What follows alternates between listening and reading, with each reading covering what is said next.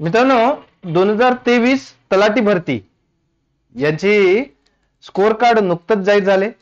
तुम्ही पाहिलंही असेल, पीडीएफ पण आले आहेत, जिल्ह्यानुसार पण आले आहेत, यात काही शंका नाही.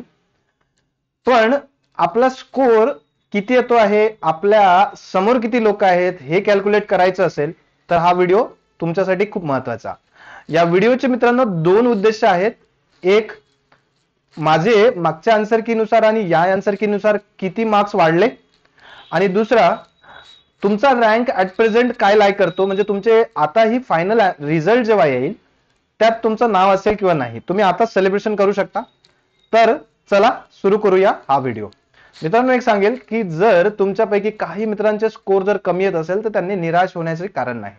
माझ्या मते 165 च्या अबव, म्हणजे 70च्या अबव आपण म्हणू शकतो, 168 170च्या अबव जर येत असेल तर ते वेगवेगळ्या जिल्ह्यानुसार आपापल्या रँकिंग मध्ये बसू शकतात ऍज पर द वॅकन्सीज. तर चला आपण सुरू करूया आजचा जो व्हिडिओचा मकसद आहे. जसं तुम्हाला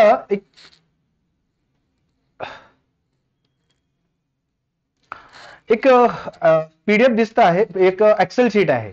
मित्रांनो, मी पीडीएफ ला एक्सेल शीट मध्ये कन्वर्ट केलाय. जशी तुम्हाला ही मित्रांनो ही एक एक्सेल शीट तुम्हाला दिसत आहे. एक्सेल शीटला मी पीडीएफ मध्ये कन्वर्ट केलं. पीडीएफ मध्ये म्हणजे डेमो म्हणून तुम्हाला करायसाठी पीडीएफ एक्सेल शीट, पीडीएफ ला एक्सेल शीट मध्ये कन्वर्ट केलं.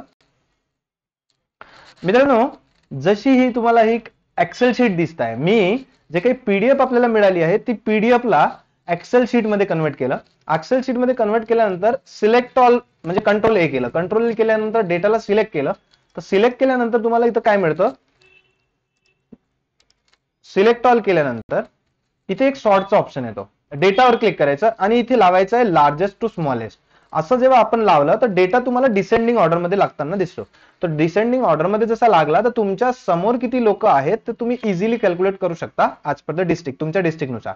आणि किती लोक आहेत तिथे काउंट पण करता येईल. तर तुमचा स्कोर सपोज जर समजा माझा स्कोर आहे 170, तर माझ्या समोर किती लोक आहेत, एवढे लोक आहेत. पण आता यात वेगवेगळ्या कॅटेगरीज आहेत, मेल फिमेल आहेत, प्रकल्पग्रस्त आहेत, तर हे वेगवेगळ्यानुसार आपण इथे पाहू शकतो. तर माझ्या समोर किती लोक आहेत तुम्हाला दिसत आहेत, 170. तर मी एक डेमो म्हणून ही पीडीएफ केली आहे, हालाकी ऍक्च्युअल पीडीएफ आहे स्कोर कार्डची. तर 170 नुसार तर माझ्या समोर किती लोक तुम्हाला दिसत आहेत, वाजा 53 आहे. तर 170 या पीडीएफ मध्ये माझ्या समोर इतके लोक आहेत. तर किती आहेत, तर 139 हा खाली तुम्हाला एक काउंट दिसतो.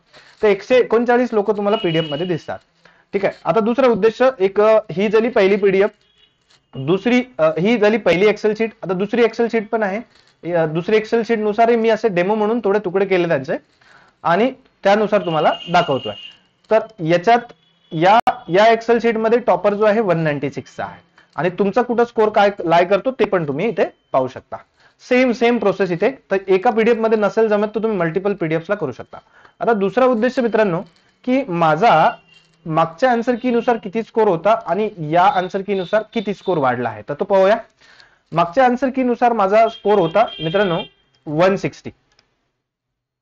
आधी माझा स्कोर होता 160 आणि या आन्सर की नुसार किती आहे, तर तो आहे हे. असंच मी आधी तुम्हाला स्कोर कार्डही दाखवतो यांचा. तर आधी मी मॅथ्स आणि रिझनिंग आणि इंग्लिश असे 3 सब्जेक्ट मागच्या अर्धा वर्षापासून शिकवतो. तर हा माझा त्यातला स्कोर आहे. आणि बाकी सब्जेक्ट आज सच माझं काही असा as a student frankly speaking काही असा अभ्यास नव्हता, तरी पण त्याच्या बेसिसवर मी एवढा स्कोर हा आला होता. आणि आता आहे म्हणजे प्रेझेंट जी आन्सर की आहे त्याच्यानुसार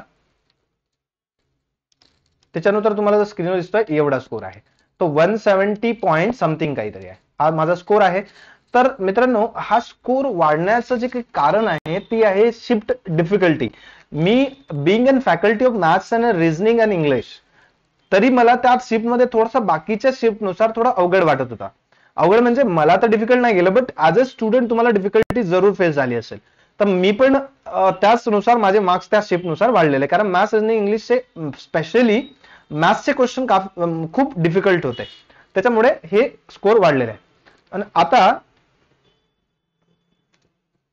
आता काय करायचं, जर आता तुमचा काही लोकांचा जर स्कोर कमी येत असेल मित्रांनो, काही लोकांचा जर स्कोर कमी येत असेल तर आता काय करायचं.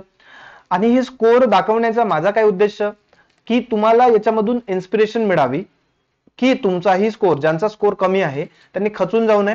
पुढच्या खूप सारे एक्झाम आहेत, त्यात जर तुम्ही प्रॉपर डायरेक्शननी जर अभ्यास केला, मार्गदर्शन जर तुमच्याकडे प्रॉपर असेल तर तुम्ही पण एवढा स्कोर घेऊ शकता. मी तर म्हणजे असं ॲज अ स्टुडंट 4-4, 5-5 तास बसून असा अभ्यासही केलेला नव्हता. इनफॅक्ट करंट अफेअर्स किंवा स्टॅटिक जीके मी एक दिवसही वाचून गेलेलं नव्हतं, पण माझं काही नॉलेज आहे या स्पीडमध्ये असल्या कारणानं त्या बेसिसवरती हा स्कोर आलेला आहे. तर सांगण्याचं तात्पर्य मित्रांनो असं की तुम्हाला जर प्रॉपर डायरेक्शनने जर शिकायचं असेल, फ्रॉम बेसिक्स टू ऍडव्हान्स सगळ्या गोष्टी एकदम सिस्टमॅटिक वेने शिकायचं असेल, जेणेकरून तुमचाही येणाऱ्या एक्झाम मध्ये तुमचा रिझल्ट चांगला येऊ शकतो, तर आपल्या बॅचेस चालतात ऑनलाईन आणि ऑफलाईन मोडमध्ये. ऑफलाईन नंदनवन नागपूरला आपलं जगनाळे स्क्वेअरला इन्स्टिट्यूट आहे. ऑनलाईन मोडमध्ये जर जायचं असेल ते पण तुम्ही बॅचेस घेऊ शकता. अप्लिकेशन आहे बेस्ट 2 वे कम्युनिकेशन आणि सिक्वेन्शियल फॉर्म मध्ये तुम्हाला बेसिक पासून ऍडव्हान्स मेथड आपण शिकवतो. तर चला, thank you very much for watching this video. I hope you like this video. जर काही डाऊट्स असतील तर कमेंटमध्ये जरूर मेन्शन करा. माझं सिलेक्शन होईल की नाही होईल ते तर फायनल रिझल्ट आल्यानंतरच माहित पडेल.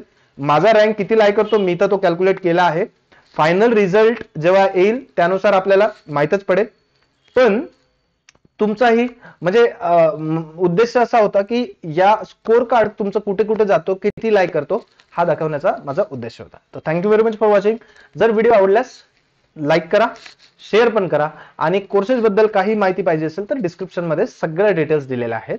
Bye bye. Thank you very much.